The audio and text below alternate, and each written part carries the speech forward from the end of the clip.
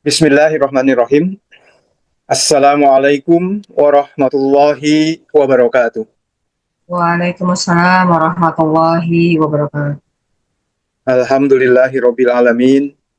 Wassalatu wassalamu ala asrofil anbiya'i wal mursalin wa ala alihi wa ashabihi ajma'in. Amma ba'du.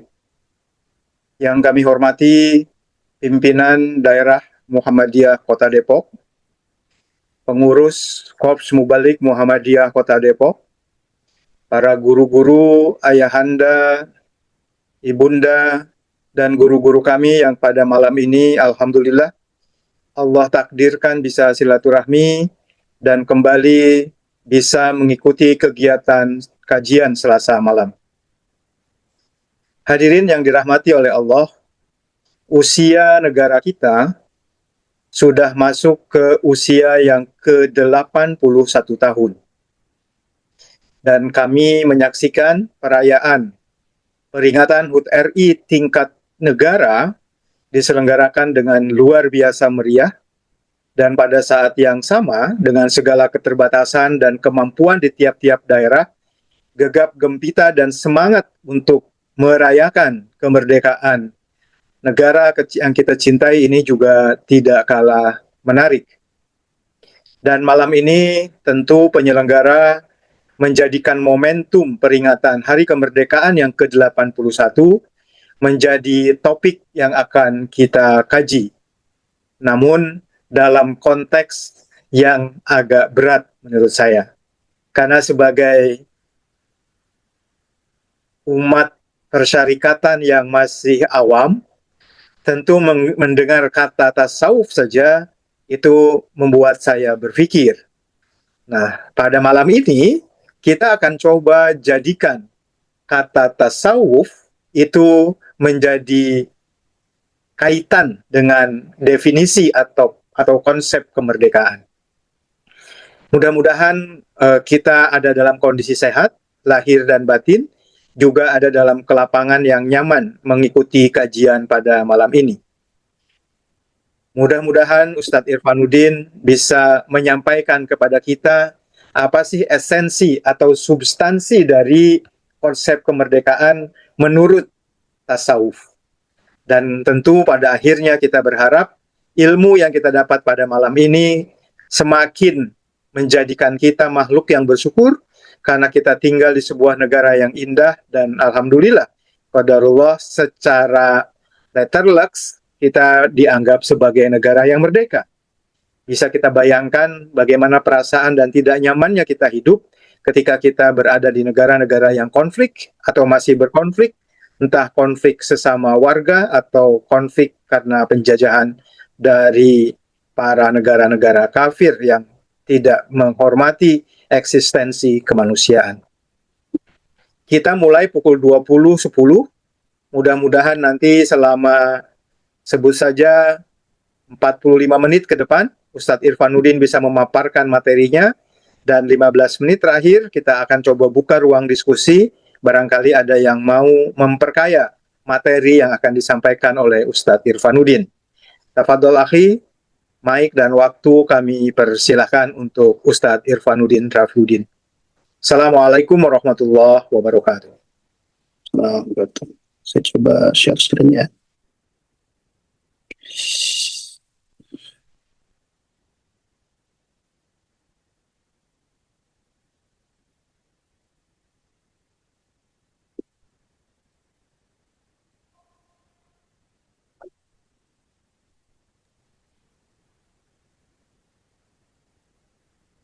Kelihatan. Sudah kelihatan sangat jelas, silakan Ustadz. Baik, baik. Bismillahirrahmanirrahim. Assalamualaikum warahmatullahi wabarakatuh.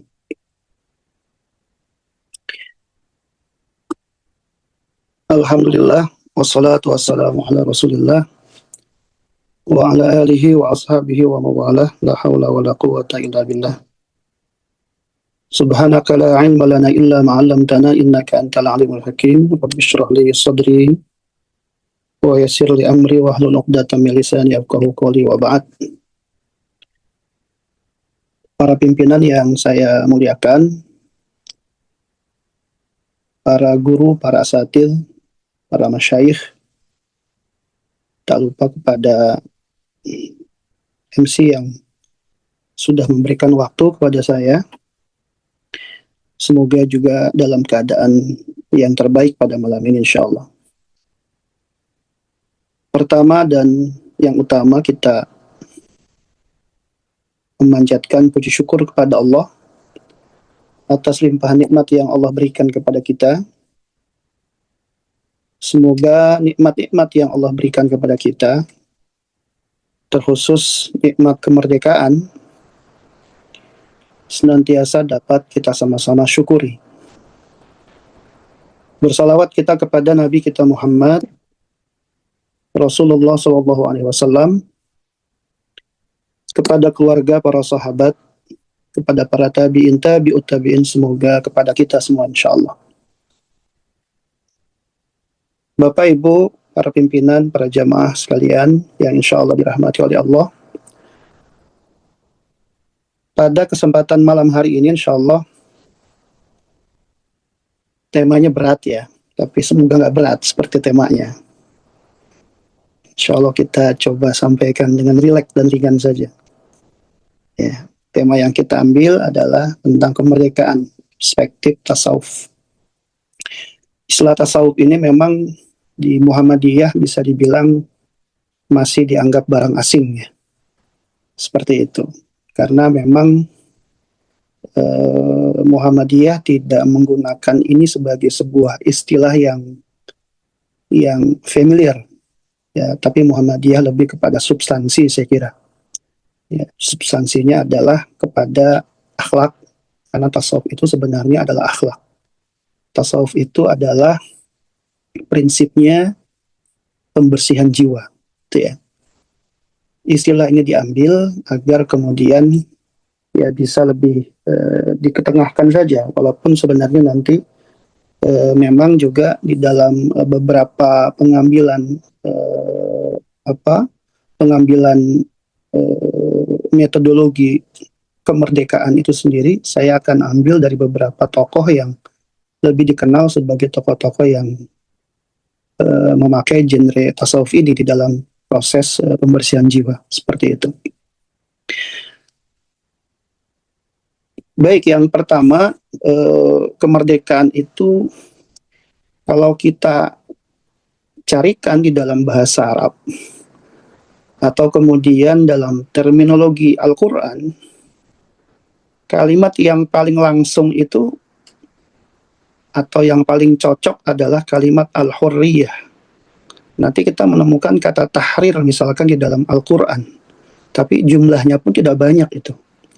Namun kalau kita mengikuti pengistilahan yang ada di negara kita, sampai secara ikonik muncul Masjid Istiqlal, maka sebenarnya kata kemerdekaan itu bagi masyarakat kita itu lebih cenderung menggunakan kata al-istiqlal ya. Kata al-istiqlal ini di dalam bahasa Arab akarnya dari kata istaqalla, yastaqillu istiqlalan ya. Nanti kalau kita carikan akar kata yang paling dasar, kita akan temukan kalimat qalla ya, maka kemudian maknanya itu secara bahasa Indonesia bisa kita artikan menjadi sedikit.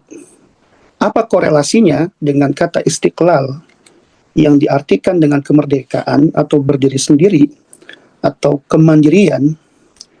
Maksudnya adalah bahwa ketika sebuah negara sudah semakin sedikit qalla ya, semakin sedikit kebergantungannya ya, atau tingkat keterjajahannya, sehingga dia bisa berdiri secara mandiri atau berdiri di atas kakinya sendiri, itulah yang disebut dengan istiqlal gitu ya.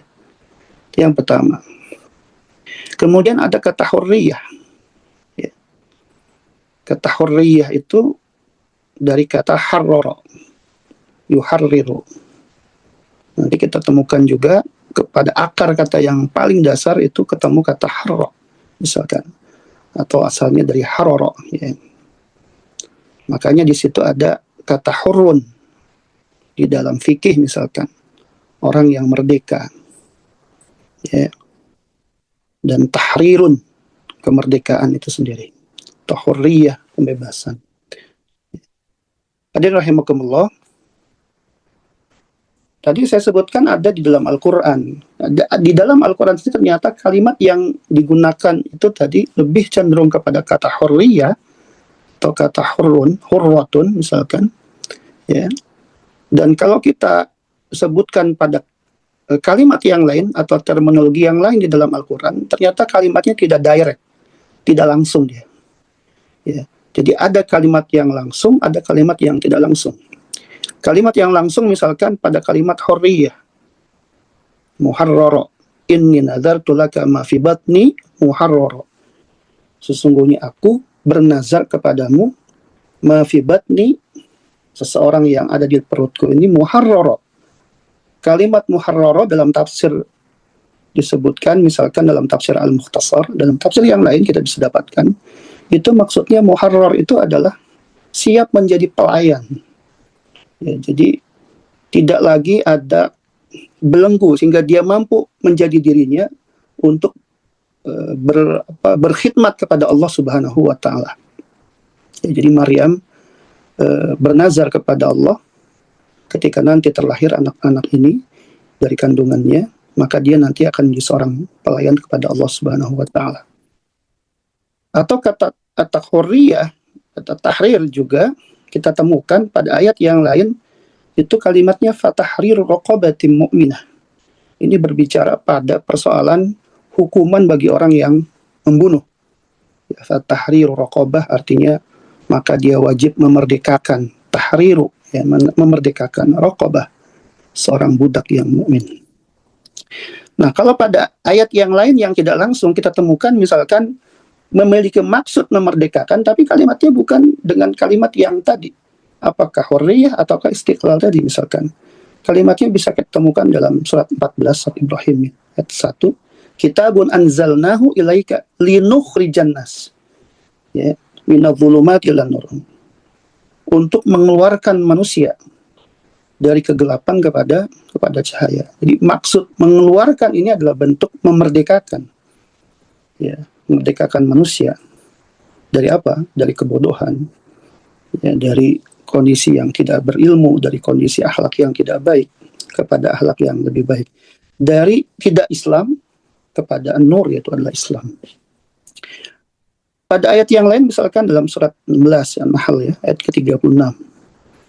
Ya, jadi esensi daripada kemerdekaan di dalam ayat ini disebutkan ani'budullah wajtanibut taghut. Mengajak kita untuk beribadah kepada Allah dan kemudian kita dilarang untuk melakukan segala bentuk kesesatan yang digambarkan dengan taghut ini. Ya, konteksnya pada saat itu adalah setiap bentuk sesembahan selain kepada Allah Subhanahu wa taala, maka itu harus ditinggalkan dan hanya kepada Allah kita harus menyembah, ya.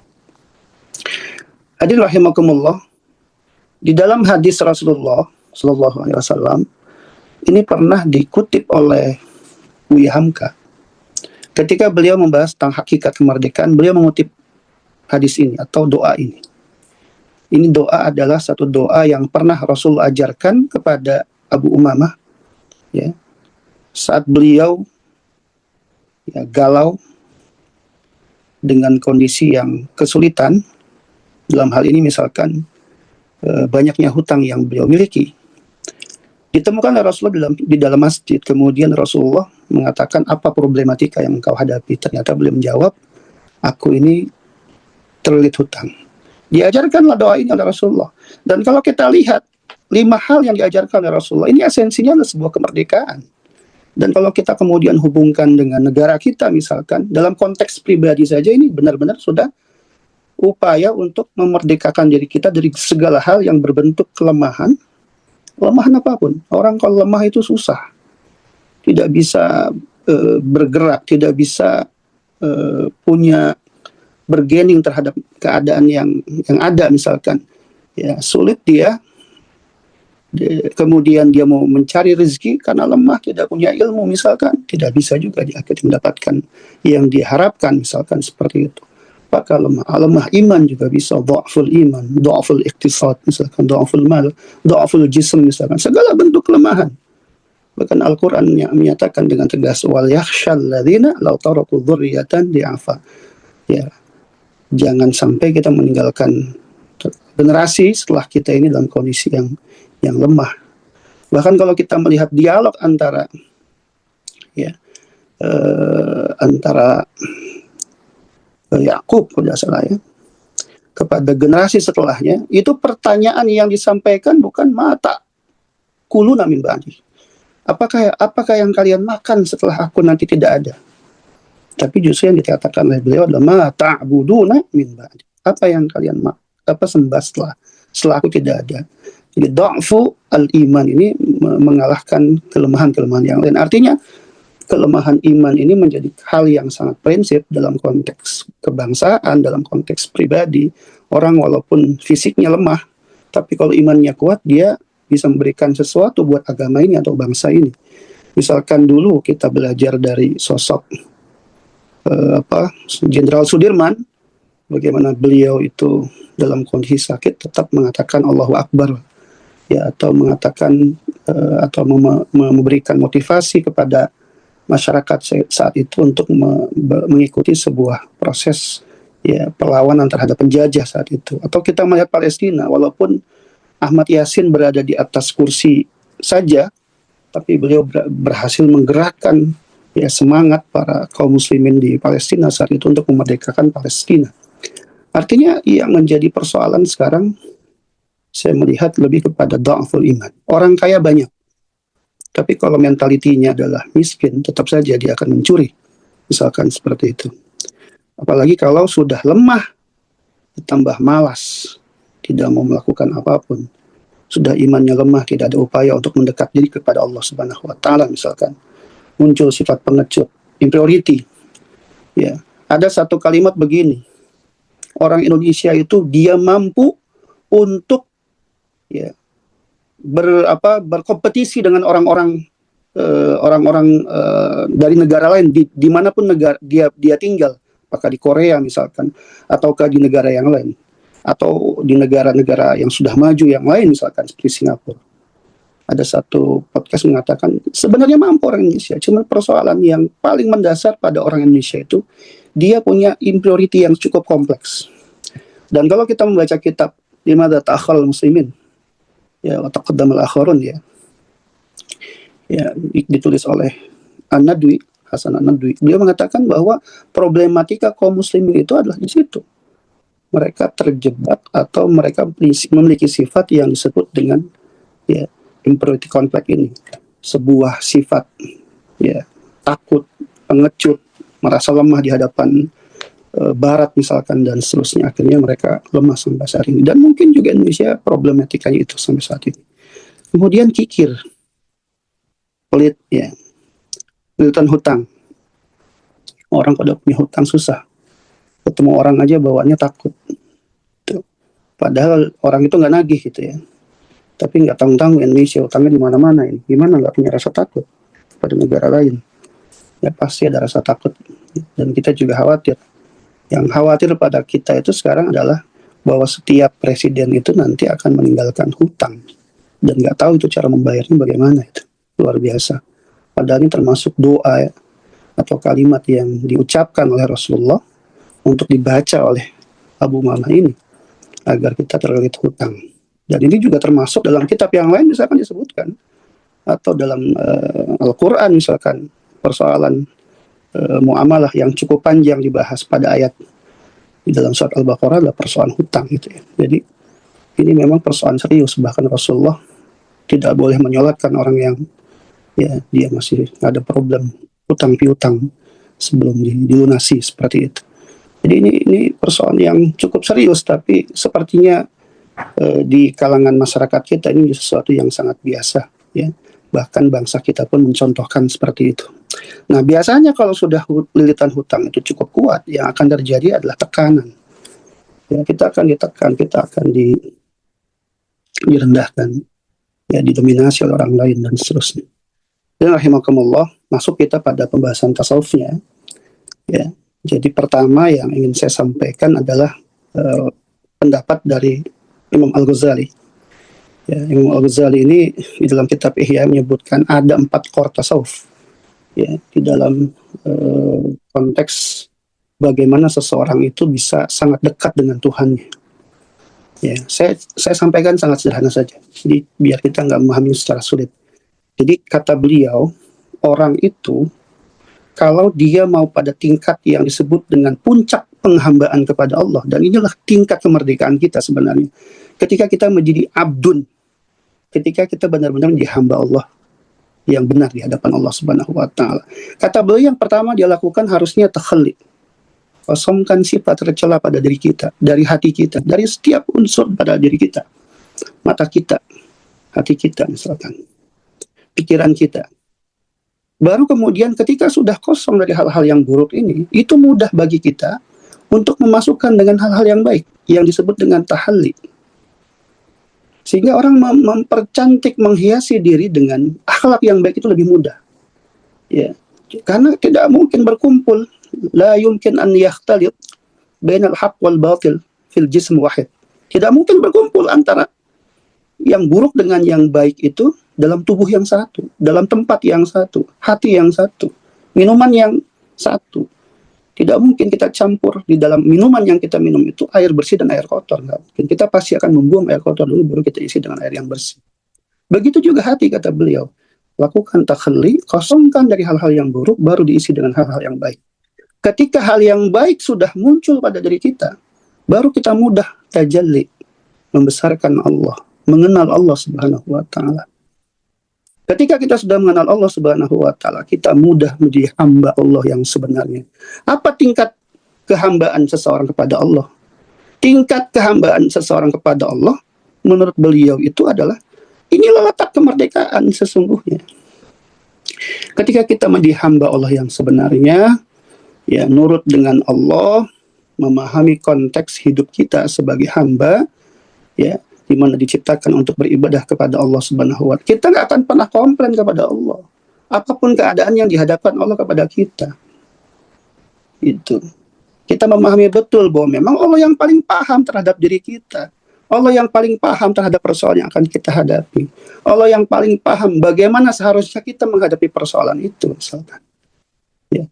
Jadi letak kemerdekaan menurut beliau itu sekali lagi, atau menurut Imam Ghazali dalam konteks tasawuf, itu ketika seseorang menghilangkan setiap belenggu-belenggu pada dirinya yang itu bisa menghilangkan atau mendistorsi sifat ubudiyah dia sebagai hamba di hadapan Allah Subhanahu wa taala. Itu, ya. Nah, kemudian di sini ada pendapat Ibnu Athaillah As-Sakandari, ini juga termasuk salah seorang ulama yang banyak dikutip. Ya, kitabnya kitab Hikam, teman-teman mungkin pernah dengar kitab ini, ya. Kitab Hikam ditulis oleh Ibnu Athaillah. Beliau dalam satu hikmahnya, kalau tidak salah hikmah yang berapa saya lupa, 30. Ya, dia mengatakan begini, anta hurrun mimma anta anhu ajisun wa abdun lima anta lahu tami'un. Tolong digaris bawahi 2 kalimat, ajisun, hurrun, ya. Ajisun, ya, dengan tami'un. Kata beliau begini, anta hurrun, engkau merdeka, mimma anta anhu aisun, dari sesuatu yang tidak lagi engkau harapkan. Wa abdun lima anta lahu tami'un, dan engkau menjadi hamba bagi sesuatu yang engkau dambakan. Teman-teman sadar enggak? Ya. Nanti kalau kita hubungkan dengan kalimat ini nyambung. Imam Syafi'i mengatakan al-istighna 'ani syai' la bihi. Sadar enggak kita, teman-teman? Kenapa kita enggak bisa merdeka dalam hidup? Ya, misalkan kita contoh begini. Jadi orang bahagia itu harus punya mobil dulu. Jadi orang bahagia itu harus punya ini dulu. Jadi orang bahagia itu harus begini dulu dan seterusnya. Itu sebenarnya kita membelenggu diri kita sehingga membuat kita tuh nggak merdeka. Padahal kalau kita mau qanaah, kita kembali kepada kitab tasawuf modern misalkan yang ditulis oleh Buya Hamka, itu muaranya sebenarnya hanya satu. Ya. Kitab Buya Hamka yang Buya Hamka pernah menulis dalam edisi katakanlah penyempurnaannya, saya pernah baca dalam edisi itu, sampai-sampai ketika beliau masuk penjara kitab yang paling beliau cari adalah kitab tasawuf modern yang beliau tulis. Apa muara pada kitab tersebut? Muara pada kitab tersebut sebenarnya cuma satu, teman-teman. Kenapa kita bisa hidup dengan merdeka? Ya, itu ketika kita punya sifat qanaah. Punya sifat kita al-istighna 'ani syai'. Merasa cukup dengan apa yang sudah Allah kasih. Ada satu kisah yang sering saya kutip juga dalam beberapa pertemuan. Ada seorang yang diceritakan dalam satu kisah Imam Hasan al-Basri. Itu ada orang yang dia itu tidak dalam kondisi yang sempurna seperti kebanyakan orang difabel.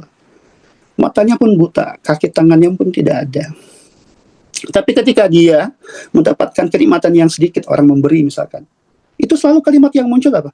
Kalimat yang muncul itu, terima kasih ya Allah atas nikmat besar yang kau berikan. Bayangkan, sampai Imam Hasan al-Basri itu tanya sama beliau, nikmat apa yang besar? Sedangkan kamu ini posisinya aja matanya begini dan sebagainya misalkan.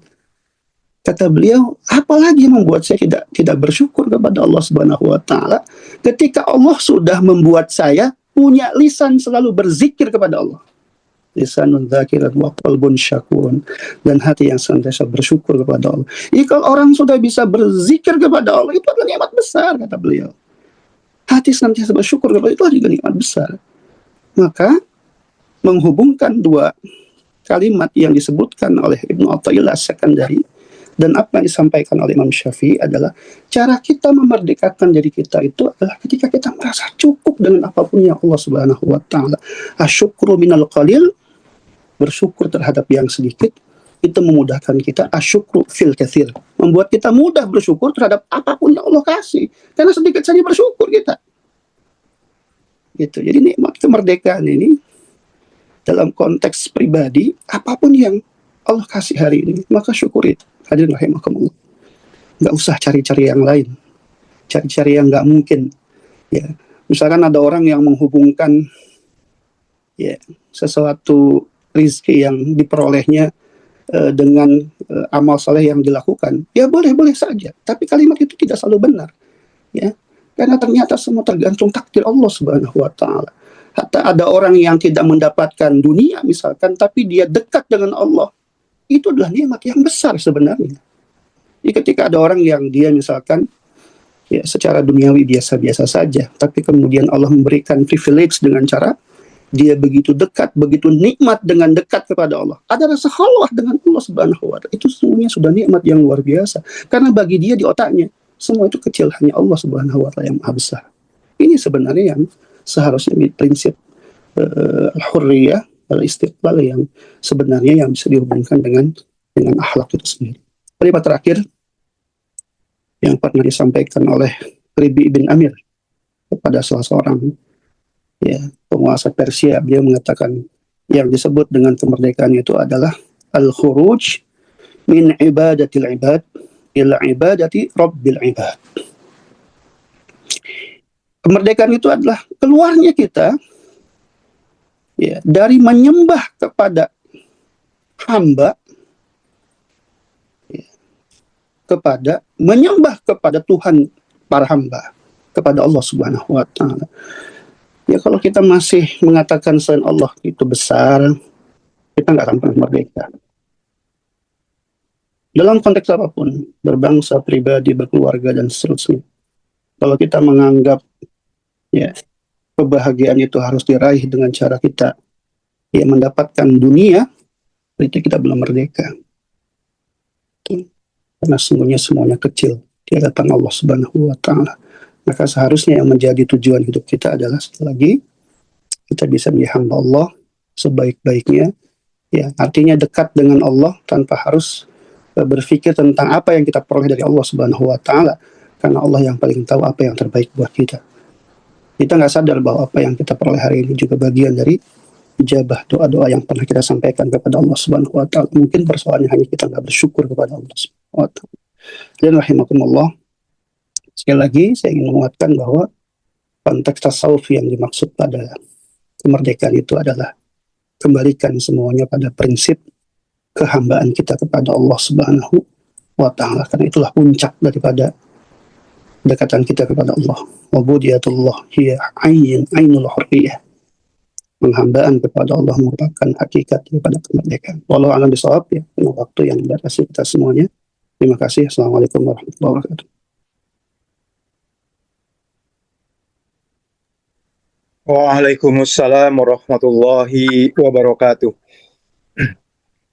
Merujuk kepada waktu Depok, sebetulnya Ustadz Irfan masih ada waktu sekitar 7-8 menit jika ingin ada yang mau dilengkapi atau ditambahkan. Namun Cukup. demikian memberi ruang kepada peserta nih, alhamdulillah. Tadi saya sempat tembus ke angka 50 ya. Mudah-mudahan yang hadir di ruangan pada malam ini bisa mengingat paling tidak satu slide terakhir yang menurut saya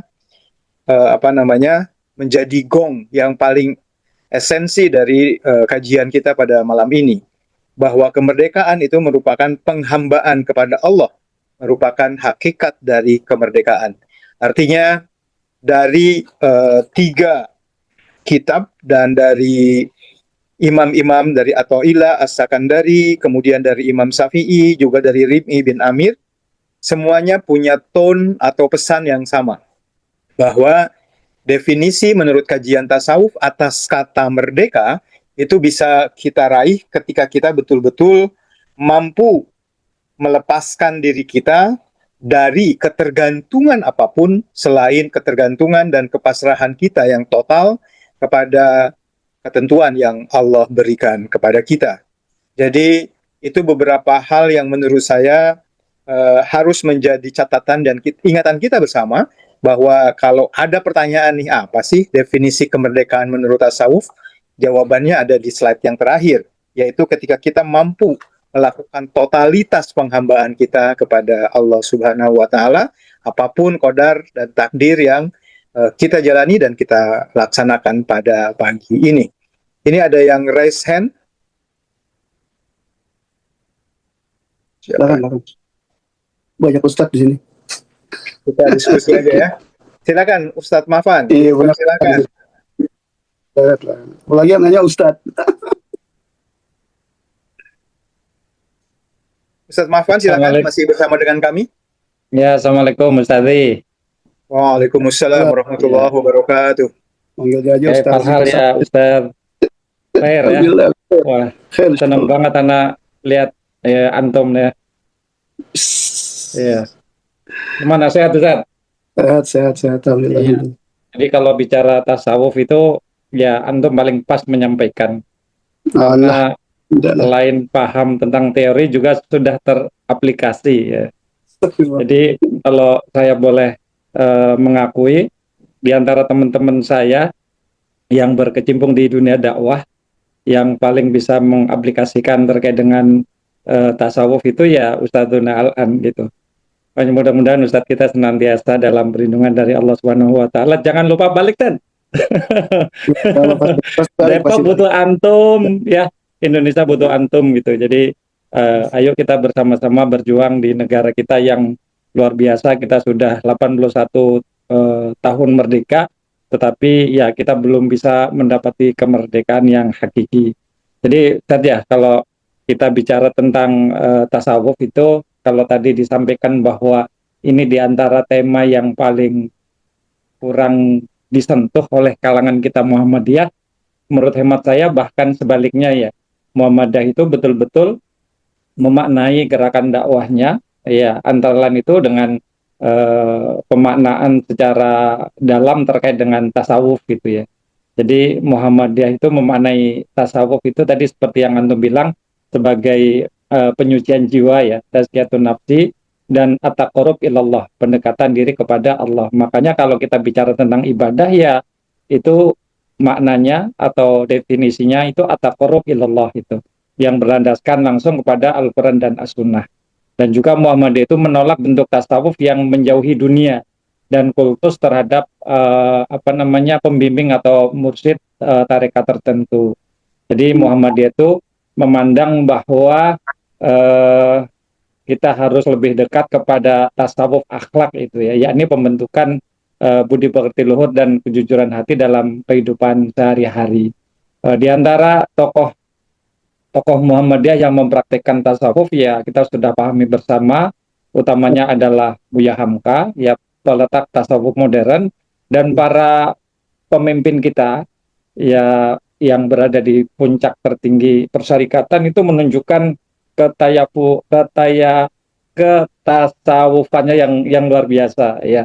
Eh, Profesor Haidar Nasir beberapa saat yang lalu viral dengan kesahajaannya, dengan kesederhanaannya, walaupun itu gambar-gambar sudah lama tapi viral lagi karena itu, karena keuswahannya yang luar biasa. Kemudian sebelumnya ada almarhum Profesor Buya Shafi'i Ma'arif ya, yang kesana kemari itu dengan memakai kendaraan umum dan lain-lain sebagainya. Jadi kalau bicara tentang aplikasi tasawuf, Muhammadiyah itu menjadi core-nya ya, menjadi pelopor gitu. Dan ini yang harus kita contoh ya, betapa kita ini sebagai para ya nggak apa istilahnya, nggak ada padanannya lah dibanding mereka itu, harus betul-betul mencontoh mereka, para tokoh-tokoh kita gitu.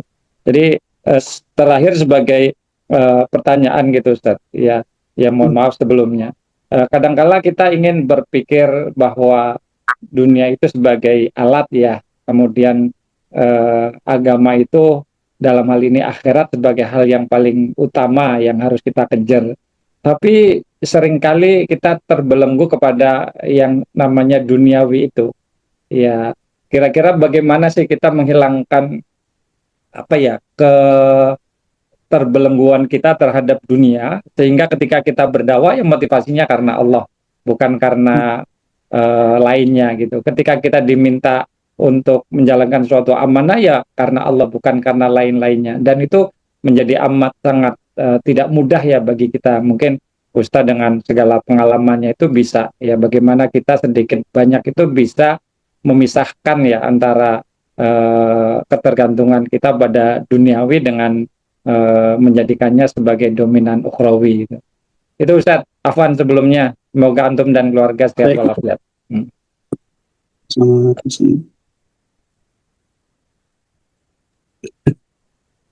Nah, mau dijawab sekarang, penunggu yang lain. Silakan Ustadz Irfan, dijawab langsung aja. Baik. Saya cukup lama jadi kader Muhammadiyah, insya Allah, dan tetap bangga sampai hari ini menjadi kader Muhammadiyah dimanapun ya, di Korea misalkan, dimanapun saya berada, bahkan di Depok saya ketika saya diamanahi sebagai ketua KMMD, dimanapun saya diminta untuk mengisi Jumat atau kajian, ketika mereka atau para DKM bertanya yang kebetulan bukan dari Muhammadiyah, saya katakan saya orang Muhammadiyah. Saya bangga dengan menjadi bagian daripada Muhammadiyah itu sendiri. Jadi apa yang disampaikan oleh Ustadz Mahfan sangat betul. Ya, mungkin jawaban saya terkait kebanggaan saya terhadap Muhammadiyah itu karena Muhammadiyah ini tidak suka berteori lah, katakan seperti itu. Ya, tapi prakteknya luar biasa lah, seperti itu. Ya, kita nggak pernah gembar-gembor tentang masalah NKRI, kita paling banyak sumbangsinya terhadap negara ini dalam segala bidang, saya kira seperti itu. Nggak cuma satu, pendidikan misalkan, dalam sosial dan sebagainya. Saya kira nggak perlu disampaikan tentang hal itu ya, kita semua paham. Tapi yang paling penting adalah bahwa dalam konteks tentang teori tasawuf sendiri misalkan, ya Muhammadiyah tidak menjadikan ini sebagai sebuah istilah yang membumi di kalangan Muhammadiyah sendiri, karena pada substansi Muhammadiyah lebih berpikir bagaimana masyarakat ataupun kader-kader Muhammadiyah itu atau anggota Muhammadiyah memahami pentingnya tentang membersihkan jiwa, pentingnya tentang akhlak yang baik, pentingnya tentang kehidupan yang tidak glamor misalkan, ya tetap bersahaja, ya penuh dengan zuhud misalkan, kewaraan. Ini waro ini yang paling penting hari ini, bukan cuma tentang zuhud. Bisa saja gaya hidupnya itu kelihatan oleh kita itu sepertinya zuhud, tapi di luar sana dia ngerampok misalkan, itu kan nggak waro namanya. Itu Muhammadiyah semoga bisa menjadi mercusuar lah di tengah-tengah umat ya, seperti itu.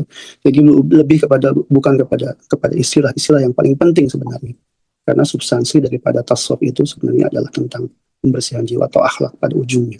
punya sifat ihsan. Ya, karena kalau kita baca kitab Ihya, kita baca kitab An-Nasaihul Ibad, sebenarnya ujungnya juga adalah kata-kata ihsan sebenarnya. Akhlak itu muaranya di sana. Kemudian ada pertanyaan tadi, bagaimana kita, ya, Ustaz Mahfan lebih senior dari saya sebenarnya, lebih paham beliau. Tapi saya coba ngasih jawaban begini Ustaz Mahfan, sederhana saja. Saya dulu sebelum saya dewasa, kalau katakan seperti yang sekarang ini usianya, itu masih katakanlah masih belajar ceramah gitu ya. Ya di usia waktu itu masih kelas 3 SMA, udah mulai khutbah Idul Fitri, Idul Adha gitu ya. Walaupun masih lingkungan yang tidak terlalu jauh dari rumah misalkan seperti itu. Ayah saya ngomong begini ke saya. Karena saya langsung lihat ayah saya bagaimana beliau mencontohkan ke saya gitu ya. Ayah saya tuh pernah khutbah di salah satu tempat, habis ceramah langsung pulang aja. Dia nggak nungguin gitu, dikasih apa gitu ya, misalnya amplop dan enggak, dia langsung pulang aja, pamit, langsung pergi. Seperti itu. Ternyata dikejar itu sama pengurusnya. Ternyata pengurusnya memang kondisi keuangannya sangat luar biasa. Kemudian di tengah jalan dia bercerita kepada saya, satu hari nanti kamu kalau nanti berceramah, kamu nanti akan menghadapi satu keadaan seperti ini. Misalkan contoh, kamu sudah difikskan pada satu tempat yang sebenarnya secara transport lebih kecil. Ini mohon maaf ya, bicara yang terbuka saja. Kemudian dalam waktu yang bersamaan kamu diminta, diuji sama Allah tuh. Diminta kamu suruh ngisi di tempat yang lebih besar, mohon maaf.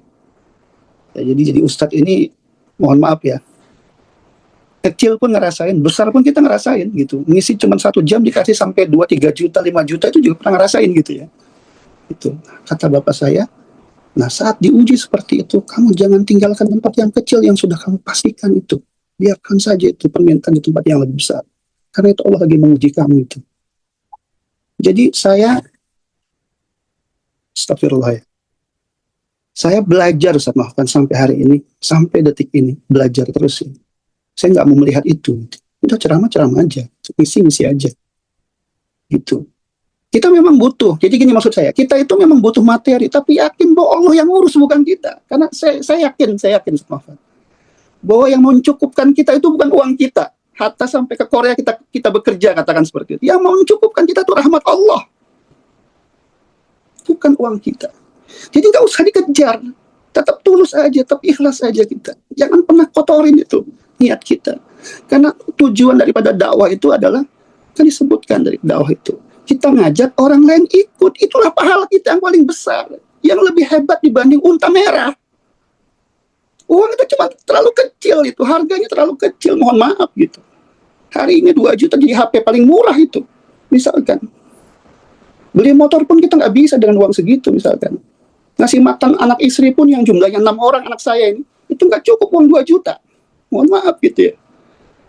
Jadi menurut saya, sudahlah, kita ini sebagai da'i yang begitu dimuliakan oleh Allah Subhanahu wa Ta'ala, jangan kita kotori uang mulut kita, niat kita, tujuan kita untuk dunia. Kita butuh itu, pasti Allah tahu itu. Nggak perlu kita bilang, Allah tahu kita butuh itu. Ikhlas aja. Allah muliakan lebih daripada itu. Itu yang saya rasakan. Sampai saya ke Korea, saya nggak pernah nanya gaji Ustaz Mahfan. Saya nggak nanya gaji. Nggak nanya saya gaji berapa. Enggak. Tapi ternyata Allah muliakan lebih daripada yang kita pikirkan. Saya kira itu Ustaz Mahfan, wallahu a'lam bishawab ya. Nah, nggak mau terlalu banyak bicara masalah itu. Takutnya. Ya, syukuran Ustaz. Ya, luar biasa ini. Ini jadi godaan kita itu mungkin kalau teman-teman yang baru-baru itu belum mendapati godaan semacam itu ya. Kalau di kita itu ada banyak yang ustadz-ustadz yang pragmatis gitu ya, sampai pada level kita itu sekarang harus milih-milih jadwal Ustadz, ada istilahnya kayak gitu, sehingga ketika mendapati peluang yang lebih ya udah yang lama dia badalkan, sementara yang baru itu dia itu jadi kita dapatin ustadz-ustadz teman-teman yang di Muhammadiyah itu banyak yang demikian. Jadi berpikir pragmatisme gitu ya. Jadi kalau kita semua bisa berpikir bagaimana yang antum sampaikan itu tadi luar biasa. Tapi memang sekali lagi itu godaan dunia itu demikian itu Ustaz. Mudah-mudahan ya kita diistiqomahkan semuanya oleh Allah Subhanahu wa Ta'ala. Terima kasih Ustadz Mahfan. Adakah pertanyaan lagi dari jamaah? Mungkin dari mak-mak, bunda, dipersilahkan. Barangkali ada yang penasaran, ingin bertanya terkait dengan apakah saya sudah merdeka ketika saya misalnya masih tergantung sama suami gitu misalnya. Biasanya Ibu Aminah Arja nih yang suka banyak ide, atau Bunda Hapsari sudah di rumah kah? Silakan. Ya, Ibu Triyatni silakan. Assalamualaikum warahmatullahi wabarakatuh. Waalaikumsalam warahmatullahi wabarakatuh. Terima kasih Ustadz, sangat luar biasa atas penyampaiannya tentang kemerdekaan dalam pandangan tasawuf ini. Kalau saya boleh mengambil kesimpulan bahwa seperti yang tadi yang terakhir, bahwa kita dibebaskan, artinya kita tidak tergantung oleh sesuatu untuk tetap beribadah kepada Allah gitu ya. Ketergantungan kita hanya kepada Allah. Nah, terkait itu Ustadz pengen bertanya. Jadi ketika kita diperintah oleh Allah, wajahidu bi amwalikum wa anfusikum, itu ini di mana letaknya ketika kita ya istilahnya butuh nggak butuh gitu ya materi, tapi memang tidak boleh menjadikan tujuan utama materi itu menjadi membuat kita jadi tergantung gitu ya. Nah, tapi itu bagaimana kita bisa mengukurnya, kita tergantung apa tidaknya, kemudian sejauh mana kita terbebas dari ketergantungan misalnya materi. Padahal ketika kita berjuang kita butuh materi, tapi juga butuh jiwa.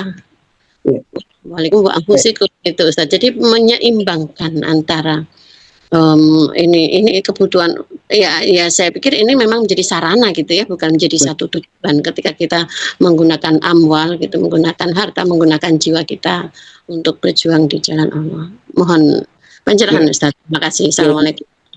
Ini waktu kita tinggal 3 menit ya. Ini pertanyaan terakhir ya. Ya, silakan pertanyaan terakhir. Jangan lama-lama, kasihan orang pada mau istirahat. Ibu, saya coba jawab begini Bu ya, sederhana saja. Manusia itu wilayahnya adalah ikhtiar. Ya, wilayahnya ikhtiar. Ikhtiar, usaha semaksimal mungkin. Saya kasih contoh, saya cerita aja jawabnya. Ibu, saya waktu 2022 diminta ke Korea. Saya qadarullah pada posisi anak sudah 5 Ibu itu. Anak udah 5 berarti kan kebutuhannya kelihatan lah. Kalau satu sekolahnya di sekolah yang semi IT katakan seperti itu udah berapa, udah kelihatan lah ya. Kemudian saya qadarullah diminta untuk kesini, itu pun saya nggak minta gitu ya. Karena memang mungkin pengalaman 2018 pernah kemari, 2019 pernah kemari. Ada pengurus masjid yang kenal dan minta saya kemari. Saya bilang begini sama istri saya. Ini peluang. Jadi di dalam buku Hikam tuh, begini ada kalimat. Kamu lagi senang ibadah. Ya. Kan upaya, kamu kan lagi senang ibadah, berarti kamu nggak mau mikirin terlalu dunia tuh. Tapi kamu butuh dunia dan Allah dekatkan. Jangan kamu hilangkan peluang itu. Ambil, kata di buku Hikam begitu kalimatnya kira-kira. Ambil peluang itu. Saya waktu itu bilang begini Bu sama istri saya. Biarkan saya berangkat ya sebagai bentuk ikhtiar saya secara maksimal. Ya. Waktu itu saya nggak diterima jadi dosen tetap di UMJ itu. Kemudian ada peluangnya, saya ambil aja, bismillah. Anak kita banyak, butuh biaya. Artinya begini, ikhtiar itu harus ada. Nggak boleh seorang muslim itu berdiam diri. Anak banyak, tawakal sama Allah, nggak begitu konsepnya. Konsep Islam itu nyari duit yang semangat, cari nafkah yang semangat. Di belakang kita ada anak butuh biaya, butuh ini dan sebagainya. Kalau memang dengan mereka kuat secara ekonomi, kehidupan mereka membuat mereka, muruah mereka, wibawa mereka sebagai seorang muslim lebih baik di tengah-tengah umat. Kenapa kita miskinkan mereka dengan alasan zuhud dan lain sebagainya? Zuhud itu nggak begitu konsepnya. Zuhud itu bukan meninggalkan dunia. Dunia itu penting. Salah itu kalau kita mengatakan zuhud itu meninggalkan dunia. Zuhud itu menghilangkan keterikatan hati dengan dunia. Nyari nafkah sekuat mungkin. Abdurrahman bin Auf itu kaya sampai di tengah kakinya itu. Harta itu sampai mendekati ibaratnya. Ambil dong contoh-contoh para sahabat yang seperti itu yang luar biasa. Yang kekayaannya luar biasa. Sehingga ketika dakwah membutuhkan hartanya semua diberikan untuk dakwah. Untuk Islam. Kalau kita miskin kita bagaimana? Ya, jadi saya mau bilang begini, wilayah kita ikhtiar udah semaksimal mungkin. Wa allaisa lil insani illa ma sa'a. Udah ikhtiar sebaik mungkin. Ya, semaksimal mungkin, berusaha semaksimal mungkin. Kalau memang takdirnya kita cuma segini rezeki kita, ya sudah kita tawakal sama Allah karena memang setiap orang sudah ditakdir, nggak mungkin tertukar. Gitu. Itu ya Bu ya, saya kira jawaban yang paling pas ya. Jadi ikhtiar semaksimal mungkin untuk menggapai dunia. Ya, tapi jangan sampai dunia ada di hati kita. Dunia itu cara kita untuk beribadah kepada Allah Subhanahu wa taala. Ya, membuat kita bisa pergi umroh dengan mudah, berhaji dengan mudah, kita infak dengan mudah karena harta yang kita miliki.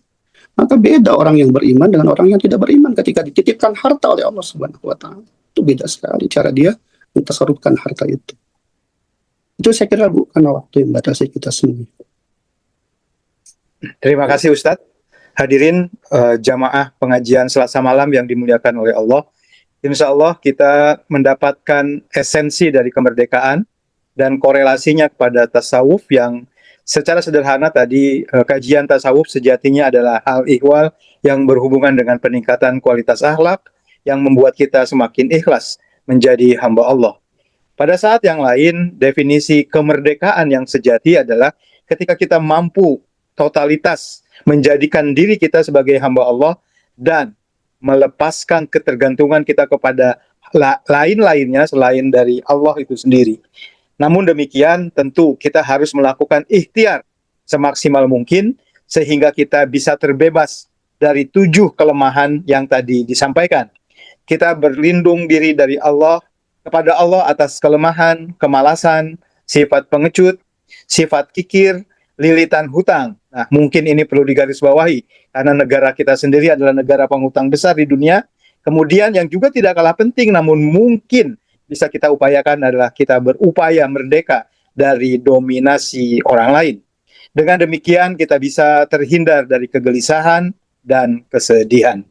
Jika 7 penyakit tadi bisa kita lepaskan, kita hilangkan, tidak ada di dalam diri kita, insya Allah kita menjadi hamba-hamba Allah yang merdeka dan betul-betul memiliki kekuatan untuk menjadikan kualitas hidup kita semata-mata untuk penghambaan kepada Allah Subhanahu wa Ta'ala. Terima kasih Ustadz Irfanuddin, para ayahanda, para ibunda, kemudian para pengurus. Kita akhiri kajian Selasa malam kita pada malam ini dengan bersama-sama mengucapkan hamdalah dan kita tutup dengan doa kifaratul majelis. Subhanakallahumma wa bihamdika asyhadu an la ilaha illa anta astaghfiruka wa atubu ilaik. Billahi taufiq wa hidayah wa aku minkum nun wal qalami wa ma yasturun. Wassalamualaikum warahmatullahi wabarakatuh. Waalaikumsalam warahmatullahi wabarakatuh.